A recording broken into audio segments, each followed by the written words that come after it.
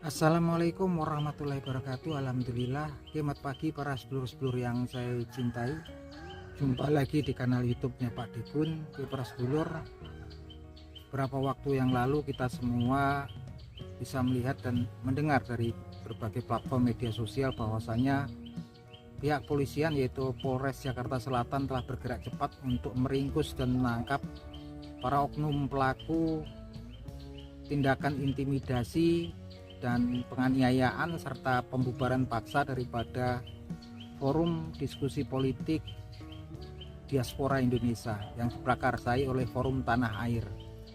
Nah ini teman-teman, kita patut apresiasi tindakan cepat daripada kepolisian, dan kita semua berdoa berharap bahwasanya harapan kita lah pihak polisian nanti nggak cuma kemudian bisa menangkap para oknum-oknum pelaku tindakan yang anarkis tersebut, tetapi juga bisa mengungkap aktor-aktor di belakang daripada tindakan tersebut ya teman-teman. Karena ini memang saya kalau lihat kemarin itu sangat prihatin, saya sangat betul-betul sedih, miris gitu kan, karena saya ini dulu waktu tahun 98 itu sudah remaja ya, udah kuliah dulu kan, lulus kuliah, saya lulus di 3 waktu itu.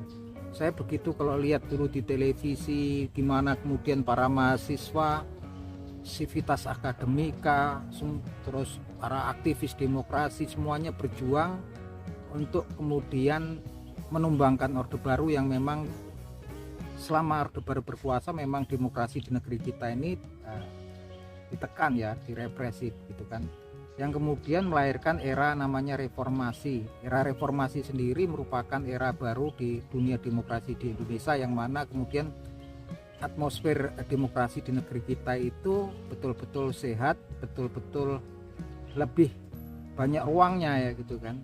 Nah saya sendiri nggak tahu kalau kemudian semua yang diperjuangkan oleh para mahasiswa, yang diperjuangkan oleh para Civitas Akademika, para pejuang ataupun aktivis demokrasi, kita rasa beberapa dekade belakangan ini telah ada yang kemudian merusak tatanan daripada demokrasi di negeri kita ini ya.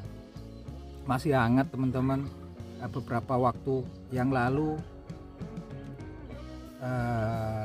Partai Demokrasi Indonesia Perjuangan ya, yang mengeluarkan SK perpanjangan daripada kepengurusan daripada DPP PDI Perjuangan yang diperpanjang, yang dulunya 2019 sampai dengan 2024 diperpanjang menjadi 2025 ya, sampai dengan 2025 dengan susunan pengurus yang baru itu kan, yang mana sudah ditandatangani oleh Ibu Hajah Megawati Soekarno Putri selaku Ketua PDIP, Ketua Umum PDIP, dan sudah kemudian disahkan oleh Kemenkumham ya.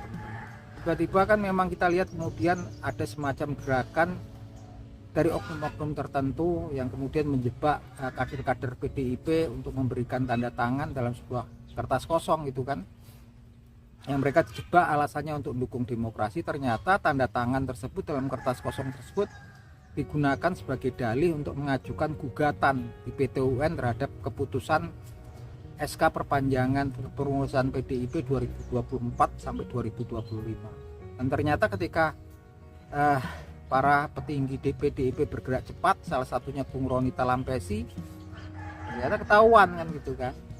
Ternyata orang-orang dari kader-kader PDIP sendiri sudah jelas kita semua prihatin dengan tindakan tersebut, karena ini memang saya nggak ngerti kalau kemudian ada partai sebesar PDIP, partai setulen PDIP ini kan partai memang senior ya, partai yang memang partai besar aja ada yang berani ganggu seperti itu, apalagi kemudian partai-partai yang lain, apalagi kemudian kalau kayak kemarin cuma sekelompok orang. Bahkan kemarin kalau teman-teman tahu, forum diskusi politik diaspora Indonesia itu yang hadirin adalah orang-orang yang bukan pelaku-pelaku kekerasan, orang-orang yang memang cuma menggunakan pikiran mereka, menggunakan semangat mereka untuk memperbaiki, untuk mendiskusikan kondisi politik di negara terakhir di negeri kita. Ini kan kemarin kan memang kayaknya pakai Zoom ya, antara tokoh-tokoh politik di negeri kita seperti ada Said Didu, Refli Harun, ada Bapak Subeno Arif gitu kan, ada Bapak Maijen Purnawirawan Sunarko, ada Bapak Din Samsudin. Ini orang-orang yang memang orang-orang yang jauh dari orang-orang intelektual yang menggunakan pikiran mereka, bukan orang-orang yang kemudian mau makar, bukan orang-orang yang mau melakukan pemberontakan gitu kan. Saya nggak ngerti kalau kemudian tiba-tiba muncul sekelompok orang yang saya yakini pasti mereka juga tidak memiliki kepentingan dengan diskusi politik tersebut.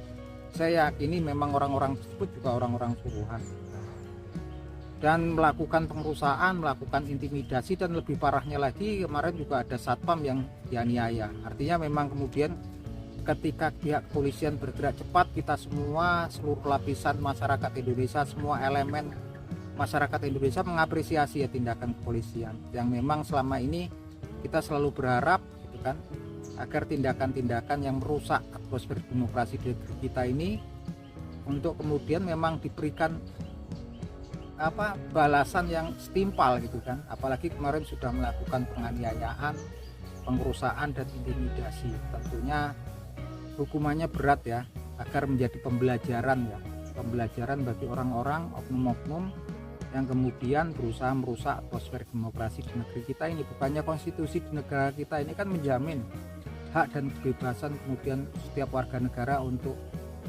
mengemukakan pendapat mereka.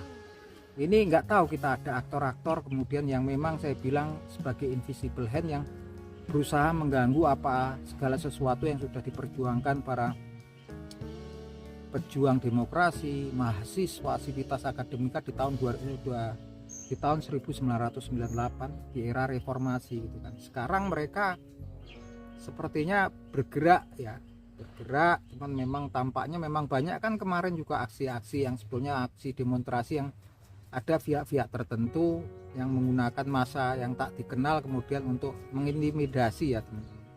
Nah ini betul-betul sangat memprihatinkan, dan saya yakin tanggal 20 Oktober 2024 ini kita memiliki presiden yang baru, Bapak Prabowo Subianto, seorang yang saya yakin sekali memiliki jiwa patriotisme tinggi, seorang yang kredibilitasnya tinggi, seorang yang nggak bisa diintervensi, dan tentunya memiliki komitmen untuk menjaga, mengawal demokrasi di negeri kita ini tetap di relnya yang benar gitu kan.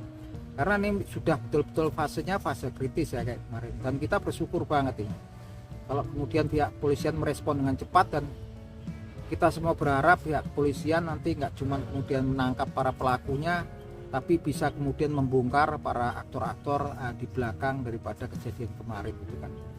Yang lagi-lagi memang kita nggak tahu, kita nggak bisa beranalisa gitu kan, siapa sih gitu kan aktor-aktor yang selalu berusaha kemudian mengganggu, mengatur-ngatur demokrasi di negeri kita ini.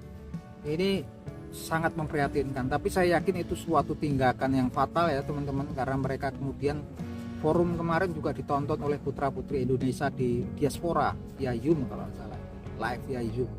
Artinya berita itu pastinya menyebar ke seluruh penjuru dunia teman-teman, dan juga nggak cuma di seluruh penjuru dunia, artinya seluruh masyarakat dan warga negara Indonesia juga menonton gitu kan.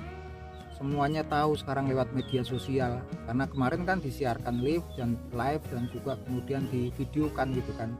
Yang jelas ini semua pastinya semua elemen masyarakat juga geram, prihatin, geram, kesal, dan pastinya orang-orang yang zolim tersebut juga nggak berpikir aktor-aktor di belakangnya apakah masyarakat akan diam aja terus kan. Pada waktunya nanti ada titik kemudian kulminasi, kemudian timbul kekesalan kita sudah mencapai puncaknya pastinya gitu kan. Yang jelas kita sampai dengan saat ini berharap sekali ya pihak kepolisian kemudian selain menangkap para pelaku kemarin, berharap kemudian aktor-aktornya bisa dibongkar ini kan, sehingga semua elemen masyarakat di negeri kita ini kemudian tahu siapa sih dalang daripada tindakan-tindakan yang memang mau merusak tatanan demokrasi di negeri kita ini. Nah itu aja teman-teman, semoga kita semua tetap yakin bahwasanya seluruh aparat di negeri kita dan kemudian para petinggi kepolisian ataupun penegak hukum itu tetap kemudian komitmennya tinggi ya, untuk kemudian menjaga atmosfer demokrasi di negeri kita ini tetap di relnya yang lurus. Itu aja, sekali lagi salut apresiasi buat pihak kepolisian. Semoga pihak kepolisian diberikan kekuatan oleh Allah Subhanahu wa taala, kemudian kemampuan untuk kemudian membongkar daripada aktor-aktor, daripada pelaku tindakan intimidasi, tindakan penganiayaan, serta tindakan pengerusakan yang dilakukan oleh oknum-oknum yang tidak bertanggung jawab kemarin. Oke teman-teman, gitu aja. Salam seduluran dari kanalnya Pak Degun. Matur nuwun.